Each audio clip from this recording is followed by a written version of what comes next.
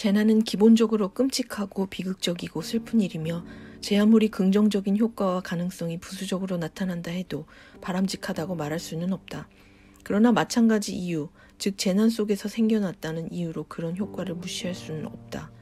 사람들이 자각한 열망과 가능성은 너무도 강력해서 폐허 속에서도, 잿더미 속에서도, 아수라장 속에서도 빛을 발한다. 여기에서 나타나는 상황은 다른 곳에서도 무관하지 않다. 요컨대 재난을 환영하자는 게 아니다. 재난이 이런 선물을 창조하지는 않지만 선물이 도착하는 통로가 될 수 있다는 뜻이다. 재난은 사회적 열망과 가능성을 보여주는 놀라운 창을 제공하며 재난 시에 증명된 것은 다른 곳에서도 평상시에도 다른 특별한 순간에도 중요하다. 대부분의 사회적 변화는 선택으로 생겨난다. 예를 들어 우리는 사회안전망이나 지역사회가 함께하는 농업의 가치를 믿기에 협동조합에 가입한다. 하지만 재난은 선호에 따라 우리를 분류하지 않는다. 재난은 우리가 무엇을 선택하건, 우리가 무슨 일을 하건, 스스로 생존하거나 이웃을 구하기 위해 솔선수범하여 용감하고 이타적으로 행동할 것을 요구하는 비상상황으로 우리를 던져넣는다. 비극적인 상황에서 생겨나는 긍정적인 감정들은 우리가 사회적 유대와 의미 있는 일들을 열망하고 있고 그런 것들이 즉석에서 이루어질 수 있으며 우리에게 커다란 보람을 안겨준다는 것을 증명한다. 다만 우리의 경제사회 구조 자체가 그렇게 되지 못하게 막고 있을 뿐이다. 또한 경제사회 구조는 이데올로기적이며 부와 권력을 가진 자들을 위한 철학을 담고 있다. 가진 자들을 위한 이 철학은 우리 모두의 삶을 결정하며 뉴스에서 재난 영화에 이르기까지 대중매체가 확산시키는 통념으로 더욱 강화된다. 이 이데올로기의 편리는 개인주의, 자본주의, 사회적 다원주의 같은 다양한 이름으로 불리며 홉스와 멜서스의 정치 철학, 인습에 사로잡힌 현대 경제학자들의 글에서도 자주 등장한다. 그들은 우리가 합리적인 이유로 사적 이익을 추구한다고 가정하며 이러한 목적에 맞춰진 왜곡된 시스템이 우리의 생존과 안녕에 필요한 것들을 훼손하는 현실을 외면한다. 재난은 우리가 속한 지역사회의 건강과 사회의 정의가 우리의 생사를 결정하는 요인 가운데 하나라는 사실을 증명한다. 우리에겐 유대가 필요하다. 게다가 유대는 목적의식과 직접성, 주체성뿐 아니라 기쁨까지 가져다 준다. 재난 생존자들의 증언에서 발견되는 놀랍고 날카로운 기쁜 말이다. 사람들의 증언은 모든 낙원이 필요로 하는 시민들, 용감하고 융통성 있고 마음 씀씀이가 넓은 시민들이 이미 존재한다는 사실을 보여준다. 그 도래를 막기 힘들 정도로 낙원의 가능성은 목전에 와 있다. 만일 지옥에서 낙원이 나타난다면 그것은 기존 질서와 체제가 작동을 멈춘 상태에서 우리가 자유롭게 살며 다른 방식으로 행동한 덕분이다.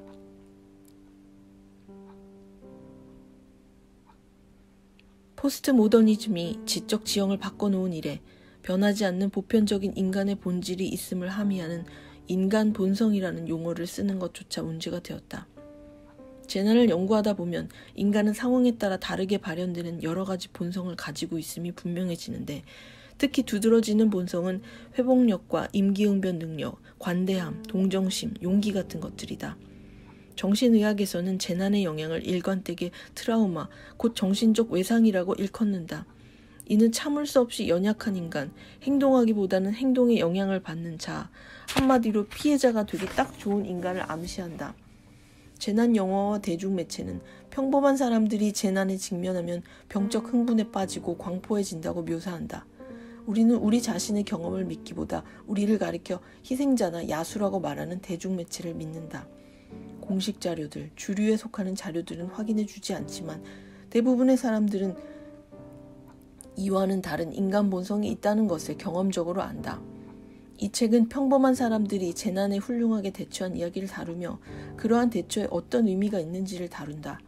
지금은 널리 이야기되고 있지 않지만 이 주제는 최악의 상황이 닥쳤을 때 우리가 어떤 존재인지를 말해줄 수 있는 주제다.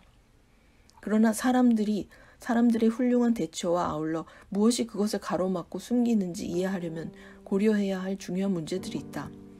하나는 재난이 닥쳤을 때 종종 야만적으로 대응하는 소수 권력자들의 태도다.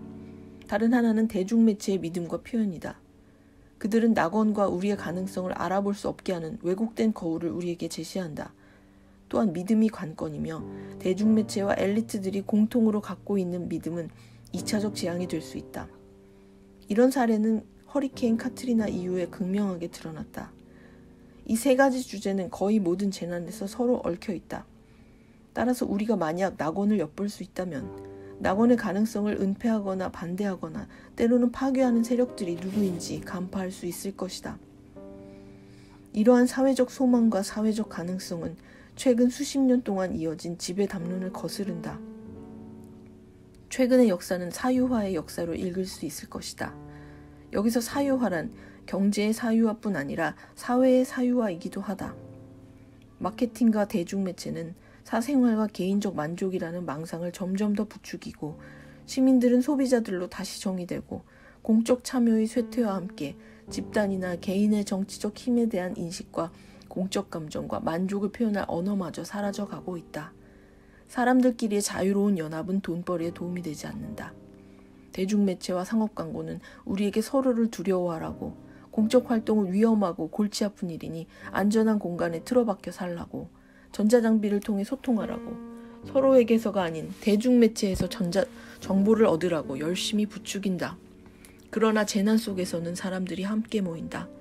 어떤 이들은 이러한 모임을 폭도로 여겨 두려워하지만 많은 이들은 낙원과 가까운 시민사회 경험으로 소중히 간직한다. 현대적 용어로서 사유화는 관할권, 재화, 용역, 철도, 수도, 경찰, 교육 등의 권한을 민간 부분과 변덕스러운 시장에 맡기는 것을 뜻하는 경제 용어다. 하지만 이러한 경제적 사유화는 우리가 서로를 보살피는 사람이 아니라고 말하는 욕망의 사유화, 상상력의 사유화 없이는 불가능하다. 재난은 피해자들을 다시 공적이고 집단적인 삶으로 돌아가게 함으로써 무지불식간에 서서히 다가오는 사유화라는 재난을 어느 정도 지연시킨다. 참여와 주체성, 목적의식과 자유가 적절히 존재하는 사회에서 재난은 재난일 뿐이다. 이제 낙원을 이야기하는 사람은 드물고 서로 그런 말을 하더라도 손에 잡히지 않는 먼 것으로 언급할 뿐이다. 우리가 듣는 이상적인 사회는 하나같이 인류가 타락하기 이전의 원시사회처럼 오래전에 있었거나 히말라야 오지에 존재하는 영적인 왕국처럼 머나먼 곳들이다. 그것이 함의하는 바는 우리는 지금 여기에 있으며 따라서 그런 이상적인 삶을 살 수 없다는 것이다. 그러나 만약 최악의 순간에 낙원이 있다금 우리 사이에서 섬광처럼 번쩍인다면 어떻게 될까?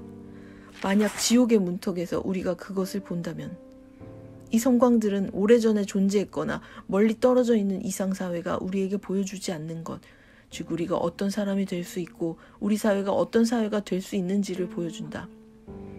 이때 낙원은 사람들이 상황에 훌륭하게 대처하는 사회로 평소에 우리 대부분이 자신이 지닌 가능성의 극대치에 이르지 못하고 축소된 자아와 음울한 사회로 추락하고 있음을 반증한다. 많은 사람들이 더 나은 사회를 꿈꾸는 일조차 하지 않지만 막상 그런 사회를 만나면 그것을 알아볼 수는 있다. 비록 말로 표현할 수는 없더라도 그러한 발견은 그들의 경험을 통해 빛을 발한다. 어떤 이들은 그런 사회를 인식하고 파악하며 그것으로 뭔가를 만들어낸다. 그리하여 좋은 쪽이건 나쁜 쪽이건 파열 속에서 장기적인 사회 정치적 변화가 일어난다. 이 시대의 잠재적 낙원의 문은 지옥 속에 있다.